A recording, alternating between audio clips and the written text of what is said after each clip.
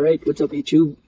For today's video, papakita ko sa inyo how to replace your stock MUX head unit dito sa Android head unit. So, para yan dito sa MUX natin na 2016 model. Again, this will be, I think this is applicable para sa mga MUX to maybe 2013 pataas until 2018, I think. Anyway, as long as pag-check nyo ganito yung head unit nyo, then applicable yan dito. Alright, so as you can see, medyo lumaki yung screen natin kasi wala na siyang volume control sa gilid. Alright, isa side by side din natin itong dalawa later on, but ayan, yan siya. So maliit yung screen na ito, malaki na kasi wala nang volume control sa gilid.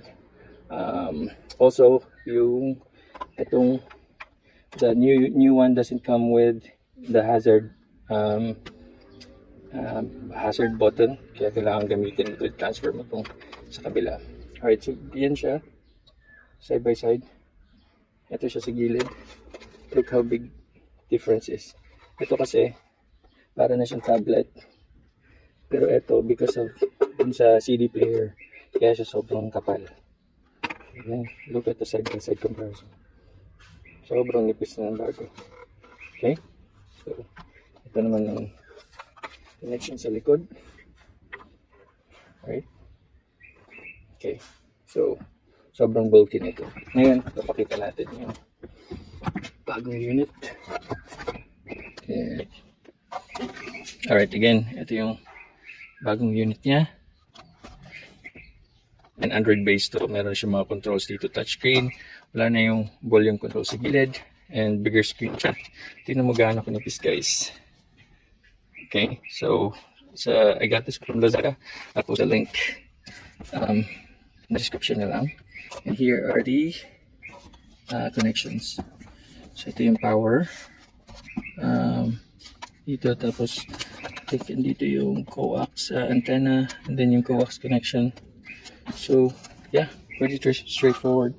So anong kasama sa box? Check natin yung box here. So ang kasama here, what's included, some RCA cables and yung reverse camera. I'll be using my reverse camera naman, so hindi na ako magpapalit ng mga yan. Hopefully fit naman yung ito rin, meron din siyang VGA conversion cables in case hindi siya magkasya. And then ito rin, GPS, but I'll be reusing my GPS kasi mukha namang fit siya. Okay, so yan, and then yung power, so the harness. I think yung sa akin hindi na kailangan kasi hindi ko na kailangan magpalit yan kasi Isuzu already made the parang connection na dyan na nakaabang na siya for, I think yung mga dating naka FM lang or naka cassette deck, yung hindi premium or top of the line, kaya sila may kasamang harness kasi mag-wiring ka pa. It comes with these two kits for prying, and then manuals. So again, manuals and prying kit, harness, RCA cables, cameras, GPS. Yan po, yan yung kasama ng natin. Alright, so I'll be replacing it na. Pause ko lang yung video, ikakabit ko na po. Ito yung tatanggalin natin, but we cannot remove that without removing this first, so kailangan matanggal to. Ngayon, meron siyang, kailangan na to i-pry. Tapos, meron yung mga screw dito. So, anyway, ganito lang yun. Yan. Yan. And then, let's use screw.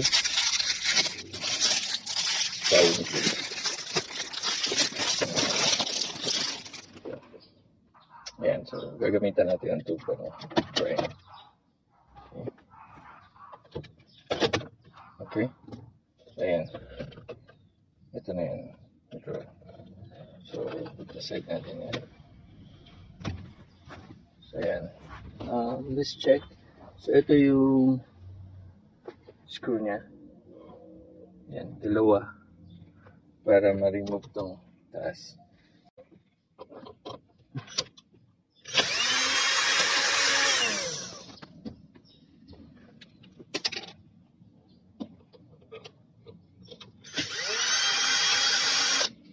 Okay. Pasensya nyo na kasi naka one hand lang at wala akong alalay. Alright, so remove lang natin yan. Okay. So yun lang. Then tingnan natin sa likod. Okay, so yan, tanggal na natin. Hirap na isang kamay lang.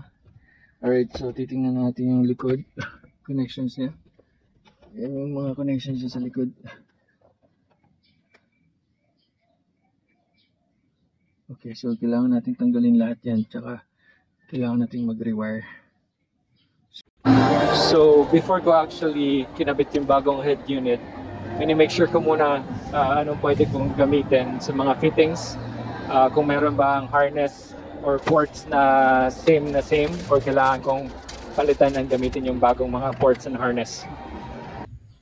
So yung GPS lang yung hindi kapareho kasi yung lumang connection ng GPS niya is slot clip na siya diretso. Itong bago is screw type. So I thought magagamit ko pa yung lumang GPS but it looks like I have to replace the new one. But yung the rest of the connection fit naman siya. Like ito.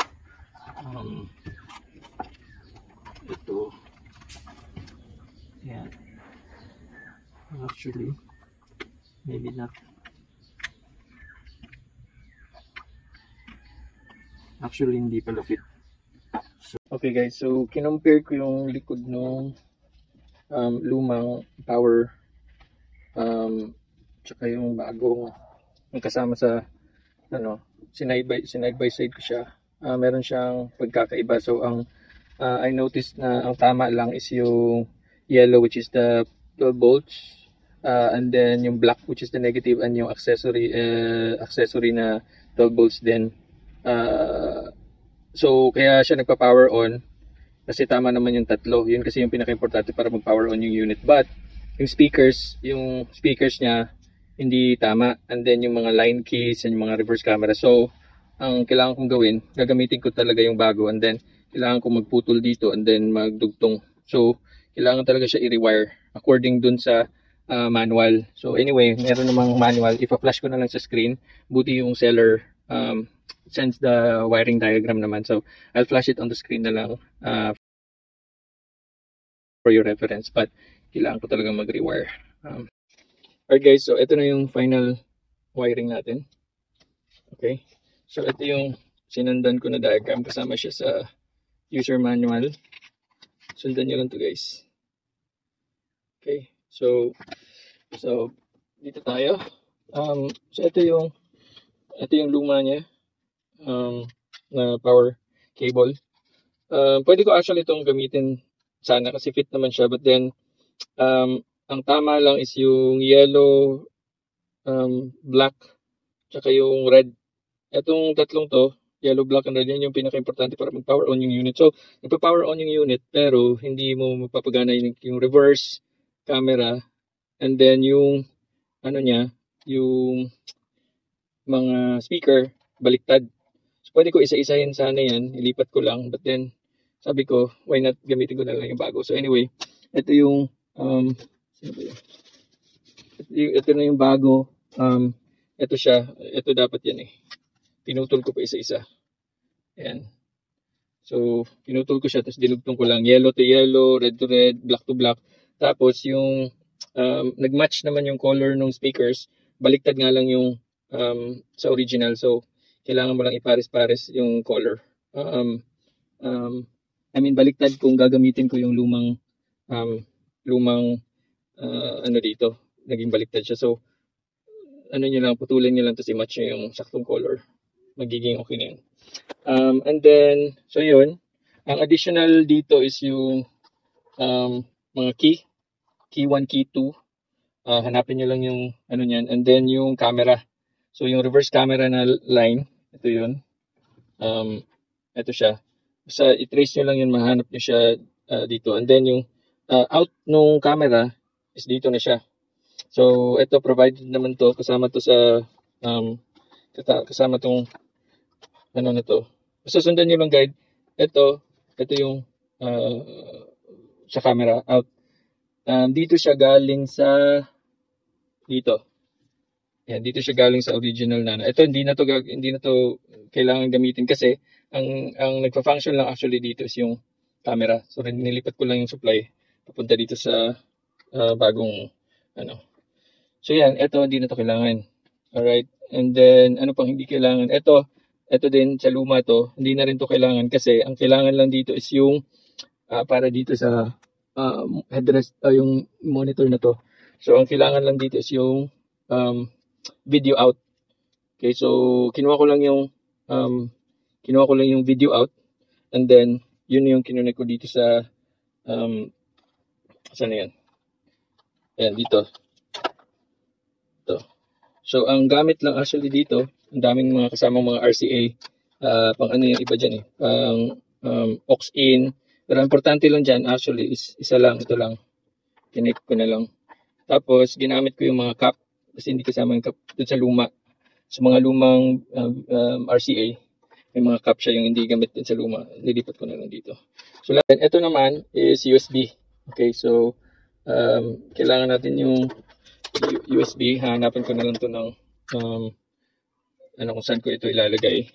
Pero kasi yung anak namin nanonood ng mga USB videos kaya kailangan ko pa rin itong gamitin. So, dalawa dapat to. Meron ding isang extra provided dito pero hindi ko na kinabit. Kailangan ko lang naman ng isa. Alright, so and then yung antenna, again yung antenna kasama na siya dito sa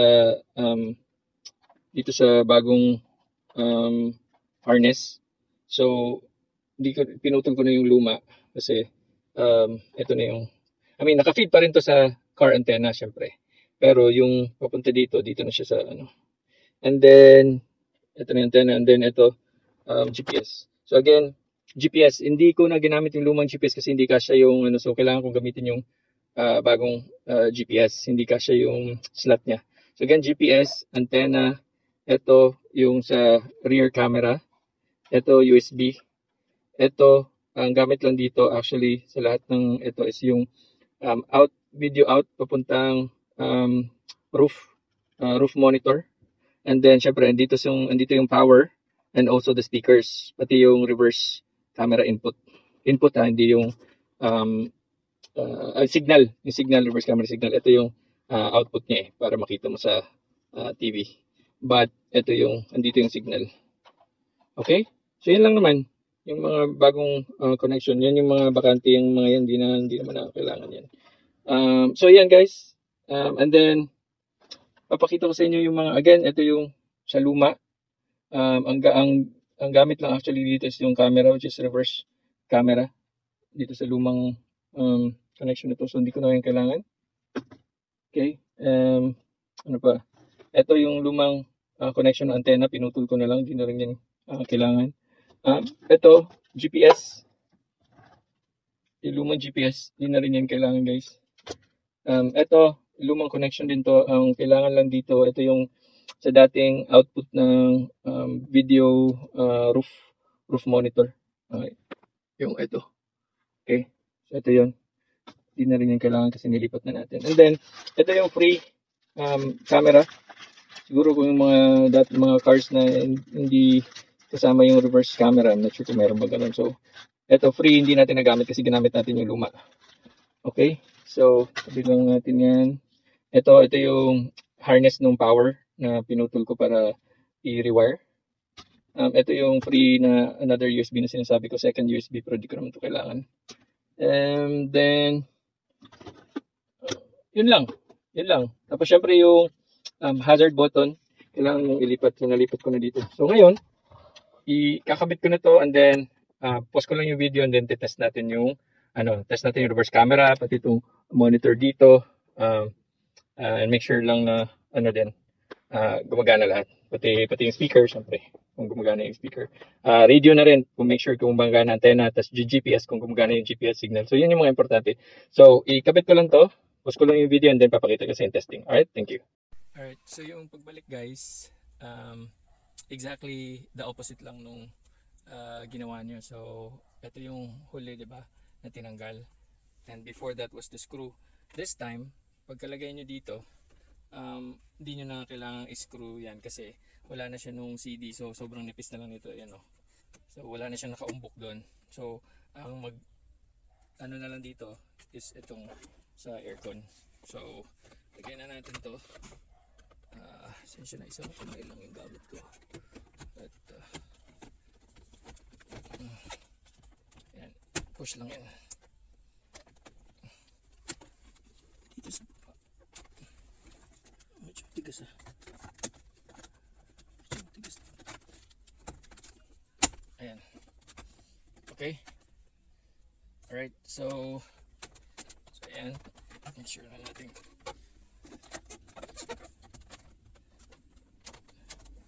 Alright, so yan na siya. Tsaka ko natutanggalin tong plastic na but yan na yun. Ayan, align pa rin naman yan, so pareho siya, pati yung surface niya pareho. So, testing na tayo.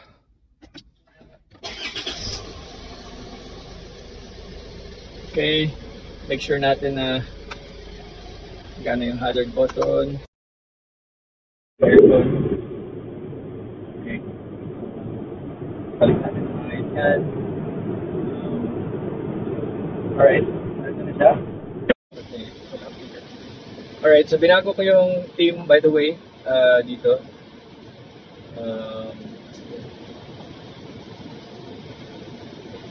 Ayan yung theme. Dito kayo magbabago ng gusto nyong theme, guys.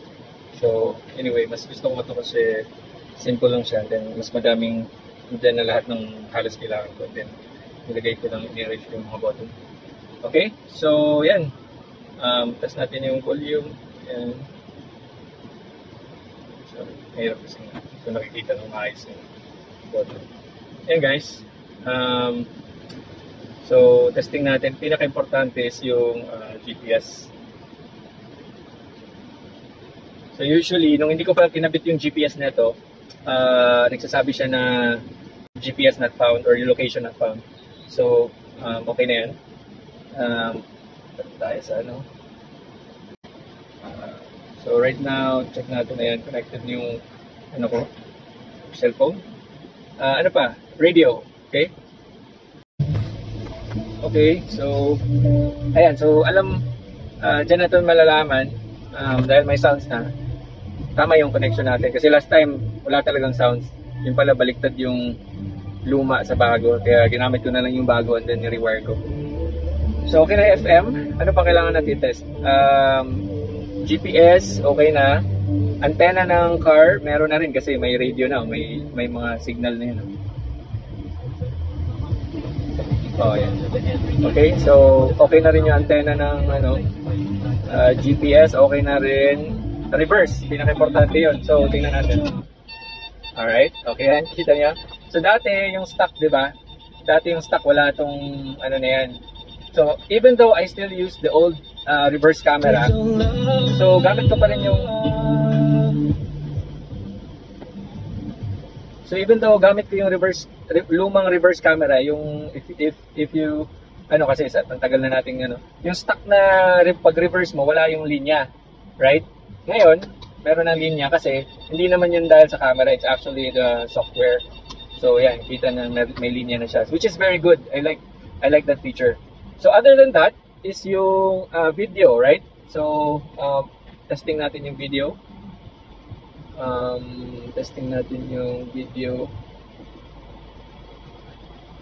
Okay, testing natin yung video dito. Okay, so tingnan natin kung makikita ba natin. Oh, yan. Okay, yan yung sa headrest monitor, which is pareho siya dun sa harap. Ayan. So, okay na yan. Ito yung headrest monitor. Okay, guys. So, that's it. Sana nagustuhan niyo yung video and I hope this is helpful. Please share, like, and subscribe na lang po for future DIY videos. Thank you!